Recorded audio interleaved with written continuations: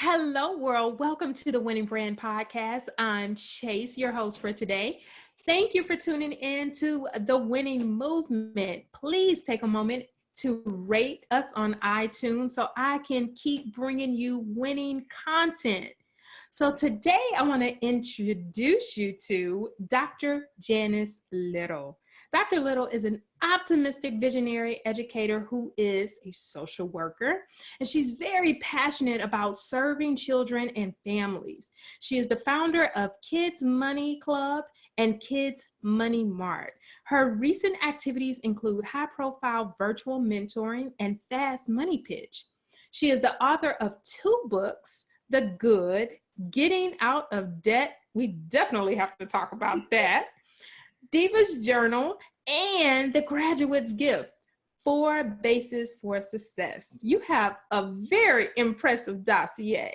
So let's dive right in. How are you today, Dr. Little? Absolutely amazing today. Very productive, impacting kids and family throughout Fort Bend. Really? Okay. So for those that don't know, we are in the same city, which that rarely happens, and I love that. So you are also in Houston. So tell us a little bit about your background and who you are. Okay, a little bit about who I am. I'm a little girl that came from Cleveland, Mississippi, chasing a big dream. I grew up in Cleveland, attended high school there, left and went to Grambling State University for undergraduate. Wasn't sure if I was ready to start working, so I went straight into graduate school at Florida State University. And my decision to go there was based on the fact that I was really into baseball. And I wanted to stay in the southern states. I like the sun. So I went to Sunshine State. Once I graduated from Florida State, I wanted to go to a city where I could actually use my degrees and actually be where there was baseball, because I'm a baseball girl. Grew up with a dad who loved the sport, and it engraved in me the principles of baseball and how to be patient, because I wasn't very patient. I want everything quick and fast. But through watching baseball and being at baseball games, I learned how to be patient. When I moved to Houston, I came to Houston because baseball was here, and I had a cousin who was willing to help us get on our feet. I graduated, went back to Mississippi to wait on my cousin so that we could come together and be a support system. So my first job, I was working with American Red Cross, basically serving people who were stranded in Houston, and I helped them to get back home. Found that that wasn't my true passion of working with just adults mostly. I had a passion of working with kids. So I started looking for a job working with children, and started working with communities in school. I did that for a while and decided that I wanted to get some clinical experience, and did that for a minute.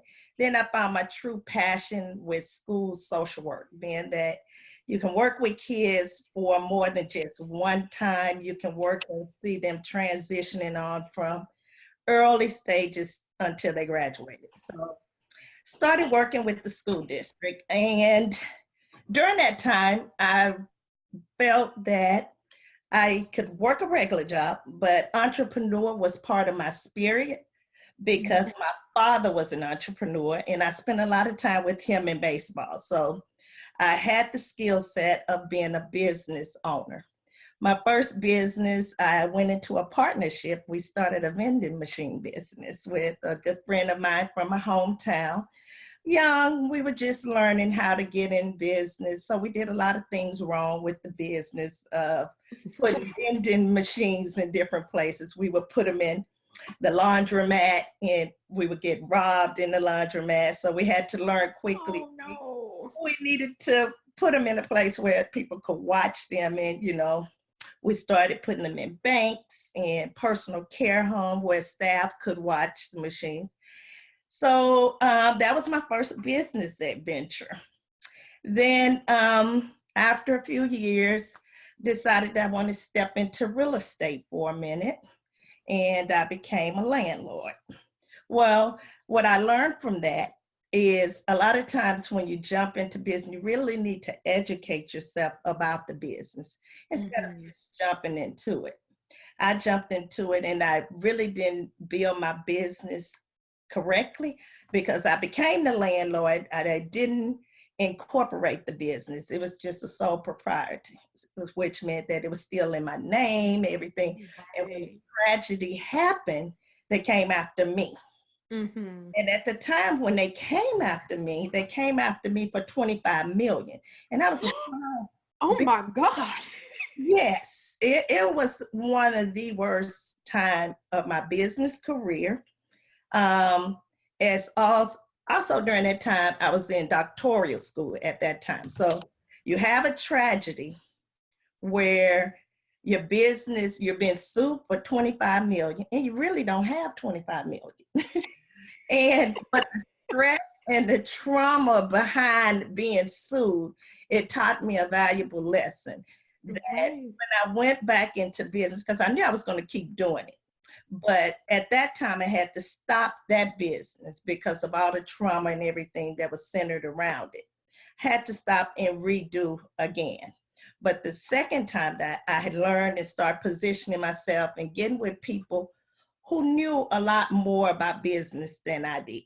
So I started surrounding myself with people who have been in business and start building a team of people that could add expertise in the area that I didn't know, such as a lawyer, having a lawyer on my team, having an accountant that could my business structure, also having financial planners to help me make decisions that were in my best interest instead of me just doing it alone, jumping in and doing things.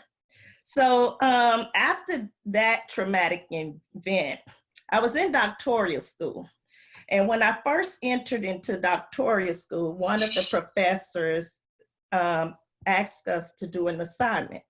When we entered into the program, they asked us if we were going to do our dissertation, we need to think about doing it to solve a world problem. Well, at that point in my life, all I was thinking about was debt because I had so much of it. So I was like overwhelmed with debt because I was being sued. So a lot of debt was coming in, still trying to get through doctoral school. So for that assignment, I came up with, okay, I'm in debt. Let's see how to get out of debt. And I was like, oh, good. I was like, and I still want to be a diva. So good diva journal. And this is going to be my journal of how I'm going to get out of it. And so for that assignment, I came up with some strategies on how I could get out of debt. And I like to journal. So I like to write things down. I like affirmations. And I like to do a lot of reflection. So throughout the Good Divas journal, I would start with an affirmation. I am a good diva. And I would always start with my affirmation. I'm a good diva. I'm getting out of debt. And so I would continuously say that and write about the things that were going on with me throughout that year and reflect on what I could do differently. I would do readings and things like that because it's very important for me to continue to grow. I have to continue to read and learn from those who are expertise in different areas. So when I did that assignment, the instructor said, well, you know what you can do? You can package it and you can publish it as a book. And that will be your first publication. I was like, what? So I was like, well, if I'm going to do all that, I need to have a book release party in Houston. So the diva was Beyonce, so I need to have a party at her house. So I went to the house of Darian to do my book release party. Nice. So that's when I did the Good Divas Journal. And when I was getting ready to complete that doctoral program, we had to do an assignment again. And with that assignment, they wanted us to share what it was that we did to be successful with completing the program. So I had to do some reflection. And at that time in my life, you know, I had gone through being sued for 25 million, working 2 jobs because I'm a baseball fan. So I figured I had to work for the Astros so I wouldn't have to pay for tickets. They would pay me to play the game. So I was working for the Astros at that time. Okay, I love your strategy. I love it. Yeah, I had to, I'm getting out of debt. So I had to work 2 jobs. Okay. I wanted to work where I love. I love baseball and I love working with kids in school. And it's a small world because the colors are the same. My high school colors and the Astros were the blue and orange. So when I finished that assignment at the end, and I shared where I was, and I wanted to do 4 bases for success. And I used bases because I was a baseball girl, so into baseball. And the bases represented different things. Home base represented individuality, knowing who you are and what you want to achieve in life. First base was spirituality because in life you encounter a whole lot of things that you're going to need a good, strong spiritual foundation. Mm-hmm. Second base was mentality. You have to have a positive mental attitude because negativity around you can pull you down and keep you negative. And reality was third base because I needed to be real with myself and have people around me who were true to who I was and what I was trying to achieve and would hold me accountable for doing what I wanted to do. So I used the 4 bases for success, shared it, and she was like, well, you should package that too, because that will be your legacy. So when you leave this world, you will always have the 4 bases for success. I was like, all right, yes. And it was the graduate's gift. It's why I call it the graduate's gift. The day that I graduated from the University of Phoenix was the day I released the book. I had a book release party too. And of course, I had my book release party at Minute Maid Park during a baseball game. Oh, how cool is that? It was amazing. It was the best day of my life. Have the book release at the ballpark during the game and having that many African Americans at one party in the game. That is awesome. Yes. And so after I did that book release, I still have that dream of chasing baseball dreams. I love baseball so much. I wanted to invest and be a partner with baseball. And so everyone knows me, know that this is my true passion. I can't tell you anything about players. I just know the game. Players change, but the game stays the same. It's the same, right? So I had a guy who knew I was interested in owning a team. But of course, I realized that just because you want to own a team, I was told you have to be invited to the table to be. I was like, what? You can't just buy it. It was like Oprah has all the money in the world, but if she's not invited to the table, she can't just buy a baseball team. You have to be invited. And I was like, okay. And then one day I received a call that they were trying to launch a league to preserve the Negro League baseball, which would address the disparities in baseball. And I was like, oh, okay, I want to be a part of that. So I came aboard and invested in being a part of the National Urban Professional Baseball League. And last year, we actually launched the league and we started it, but what we did was there were some mistakes we made where we really didn't figure out how we could sustain it, meaning that if you're in a community where the economy is not where it could sustain a baseball league, you will quickly go under. And so now we're back at the table trying to revamp to figure out how we can get back to preserving the history of Negro League baseball. And with the graduate's gift, I took it to another level. I went to one of Damian John's seminars. You know how they have these seminars come to Houston, real estate. So I was passionate about real estate and being an entrepreneur. So I went through that series working with them, and they talked about having a product and turning it into a business. So I had the product, the graduate's gift. And the good thing about the graduate's gift, I don't ever have to think about what I'm going to give a high school student for graduation. They all get the graduate's gift. I worked in high school. Yes, like, oh, you're getting a graduate's gift, point blank. And so with attending that seminar, Damien John's Success Team seminar, that brought to life the vision of having this product and turning it into a business. And so what I did, started working with their team and actually got my businesses organized correctly this time. They both are LLCs, not just sole proprietors. And once I got the LLC, I started building and start looking at how I can do business with school districts. I had to learn through trial and errors, because first I just jumped out there and said, oh, okay, I'm going to do the business. I went and bought a lot of inventory stuff, but then there was a stop sign said, oh no, you have to get your business certified. You can't just do business with school districts. Businesses have to be certified. So then I had to go through the process of getting it certified. So I just finished getting the graduate's gift certified by the city of Houston. Yay, congratulations. Yes, and still working on the other business, my real estate, which now is called Players Properties.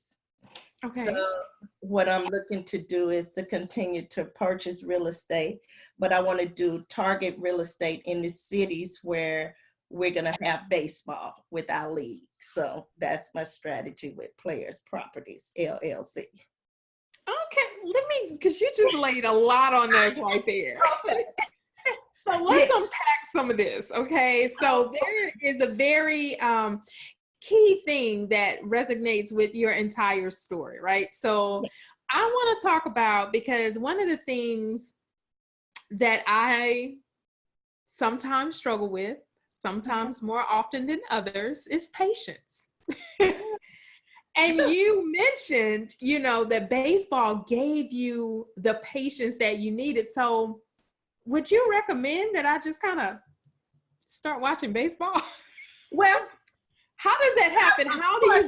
How would you recommend? Because especially in entrepreneurship, we get very impatient.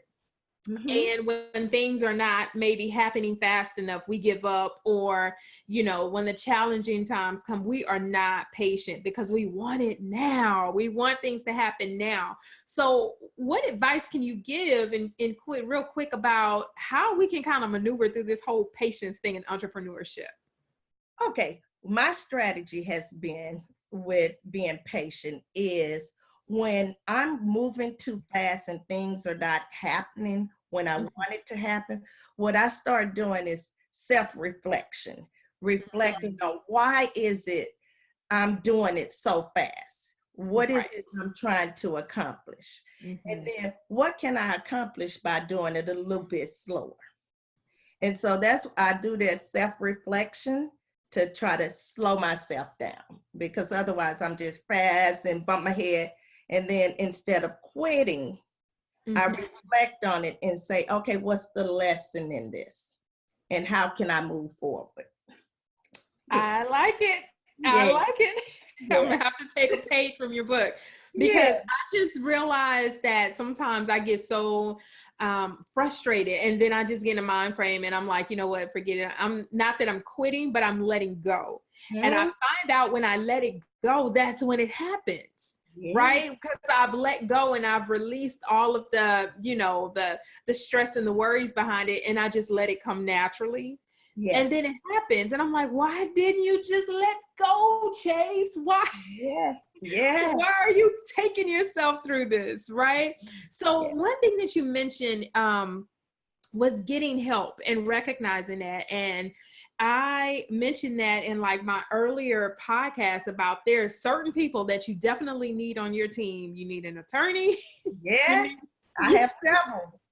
Okay, and an accountant, because Yes. these are going to be the people that are going to position you to move the dial on your business. And if a lot of people are like, I don't need that right now, or I don't, and I'm like, yeah, but you do, or you actually will not have a business. Yes. So investing, even if that's, you know, putting that somehow, some way in the budget needs to happen, because if you don't know what's going on with your money and your business,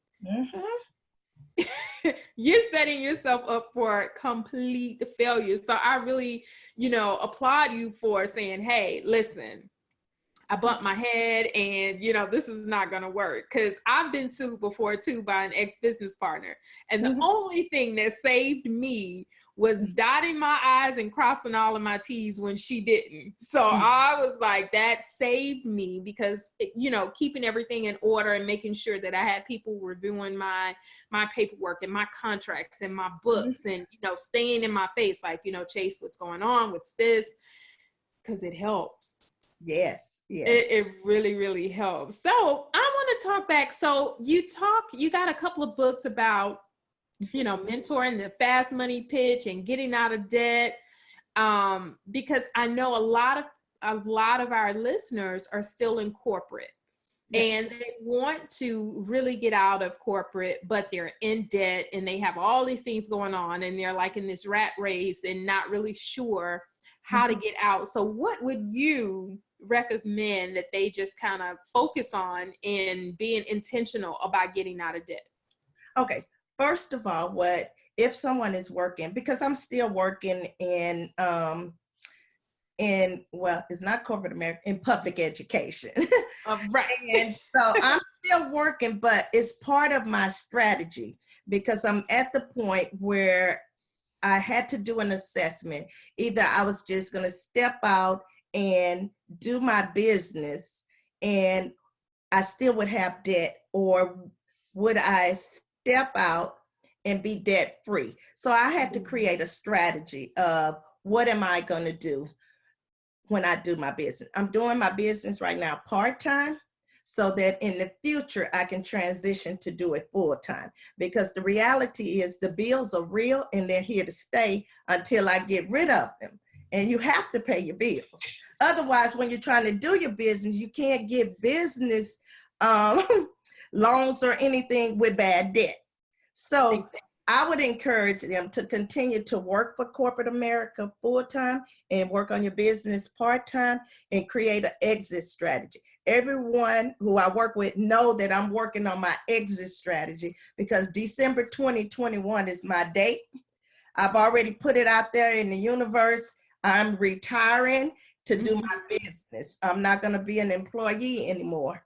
I'm going to be a business owner, not an entrepreneur. There's a difference. It's a big difference. Being a business owner and an entrepreneur. Yes, ma'am. I love it. And you know what? I'm so glad that you just kind of confirmed what I've been saying in all of these shows, because I, you know, tell my story tirelessly about me being intentional in December 2017.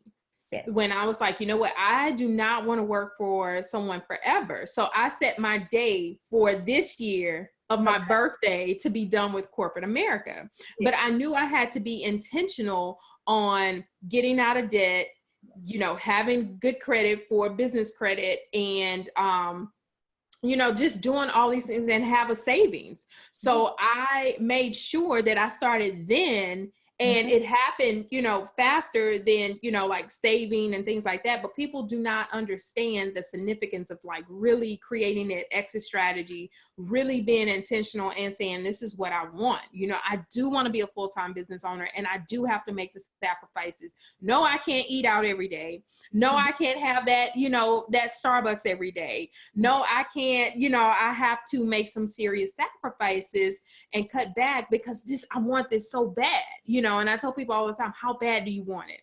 Yes. How bad do you want the bill collector to stop calling? Because I sleep good every night not having a bill collector call me. I love it. You know, I can answer my phone proudly. Yes, yes. Because no one is calling, hunting me down, right? But it took time, and it took me being intentional about my finances and what I did with my money, because I wanted to invest in my business. I wanted to have a great business. I wanted it to scale, but I knew I had to be intentional in my personal life so that it'll spill over in my business life. And you mentioned one thing that I love: having great people around you is Yes. key. And you did that, and you knew that. Yes, they're going to be the ones to say, you know, you're wrong.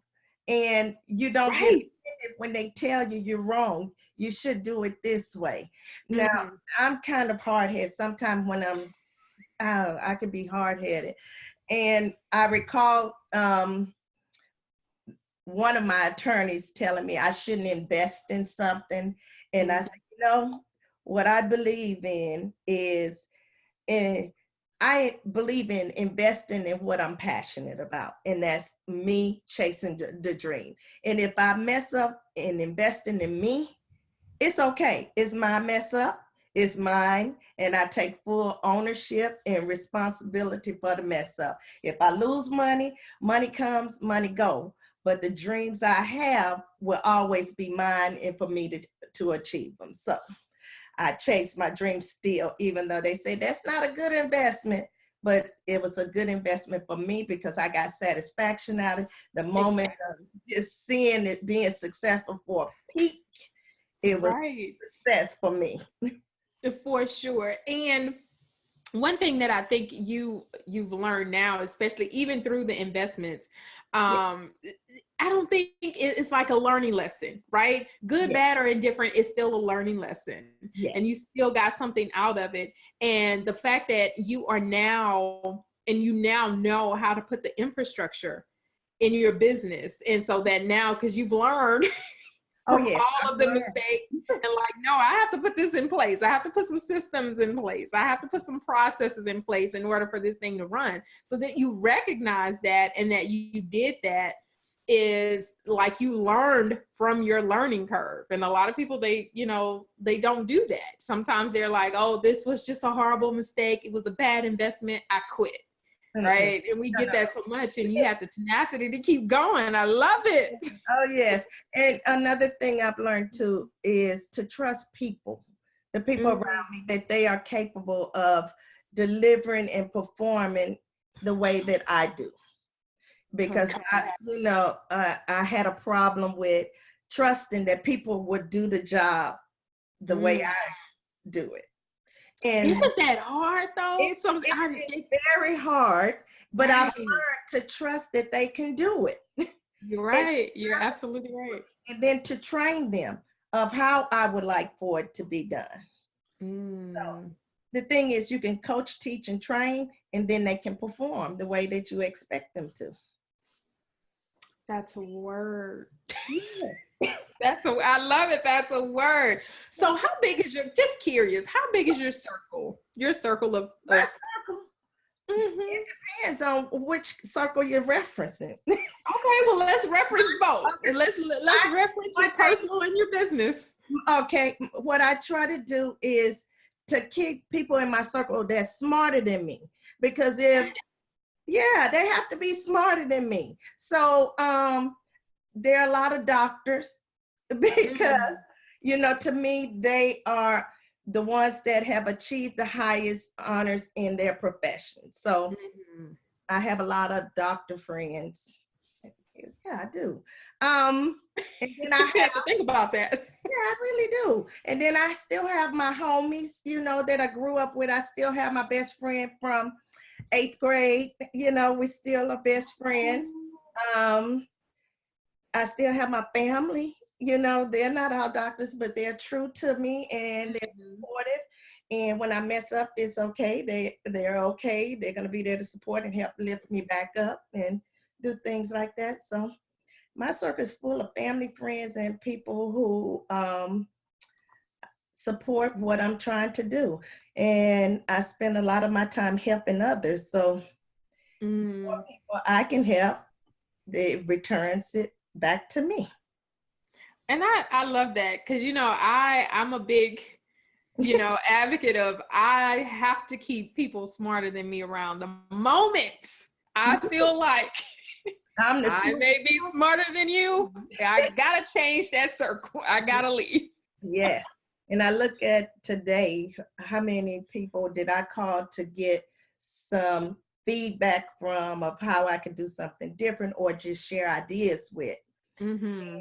and to see how am I going to get to the next level. I And love it. I looked at 3 people today alone. Like, okay, this is what I did, but I haven't heard back. Should I call? And they was like, oh, just be patient. Wait, they'll call you. I said, okay, they don't call me. I'll call them tomorrow. Exactly. I need an answer. The fortune is in the follow-up. Yes. Yes. So I love it. today. Today I was patient. But tomorrow? Tomorrow they're getting a phone call for sure. The deadline is tomorrow. You didn't call me today. Right before the close of business day. Yes. So I need an answer. Awesome sauce. Well, I am not going to keep you, but I loved talking to you. And I'm so glad you fell on my radar and you were referred to me. So I just absolutely love it. So what do you have on the radar? What do you have coming up? What's next for you? Right now, graduation season is getting ready to come up. So the graduates gift. Yes, the graduates gift is what I'm really going to be looking to actually connect with schools and do workshops for those seniors who are transitioning from high school going to college. I actually have Bed Bath & Beyond as one of my partners who I give scholarships for those students. Is based upon their parents' participation, because a lot of times scholarships are academic focused, but with graduates gift, it's based on parents' participation and them coming, showing up, participating in the graduates gift workshop for parents, and their kids can get eligible for a $500 scholarship that they get to purchase their dorm stuff at Bed Bath & Beyond. Yes. Okay. We love it. We love it. So last year I gave away my first 3, and I'm looking to give away more this upcoming graduation season. Awesome. I love it. Yeah. So before we let you go, I do have to ask you a question. And I ask all of my guests a very, very fun question at the end. Yes. Okay. No 2 questions are the same. No one has ever had the same question. So are you ready? I am so ready. I stay ready. I know you do. All right. So your question for today is, how many ridges are there around a quarter? How many? Well, my answer would be not enough ridges. I think that is enough. More, so it's infinity because I don't know. So there's not enough. There needs to be a few more. Infinity. Infinity. Yes. Interesting. Okay. You want me to give you a number? 2, 2, 2, 2, 2, 2, 2, 2, 2, 2, If 2, you had to guess, just like throw a number out there. You had to guess 4, because that's my number. Okay. 4 times 4 times 4 times 4. Times 4, right? Yes. Okay. Well, if you add the times 4 times 4 times 4, you're somewhere in the ballpark. It's 180. Okay. Yes, I'm somewhere in the ballpark. Yes. Exactly. Well, you are definitely winning, and I am so happy to have had you on the show. Oh, you are so welcome. Thank you for having me. My absolute pleasure. So tell everyone how to connect with you and how to stay connected. thegraduatesgift.com. Oh, simple enough. Are you on social media as well? I'm on social media. I'm actually on Facebook. Okay. Dr. Janice Little, and Twitter, Graduate Gift for You, and Instagram, Graduate Gift for You. Oh, perfect. And you're definitely on LinkedIn as well. Oh, yes, I'm on LinkedIn too, Dr. Janice Little. Yes, you are. Yes, you are. Okay, well, you know what? No worries. I will put all of the information in the show notes for you and in the description box on YouTube.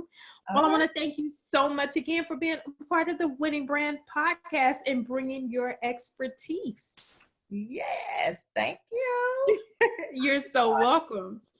So everyone, there you have it, Dr. Janice Little. And as we wrap for the day, everyone, always remember, if you really look closely, most overnight successes really took a long time. Until next time, bye. Bye-bye.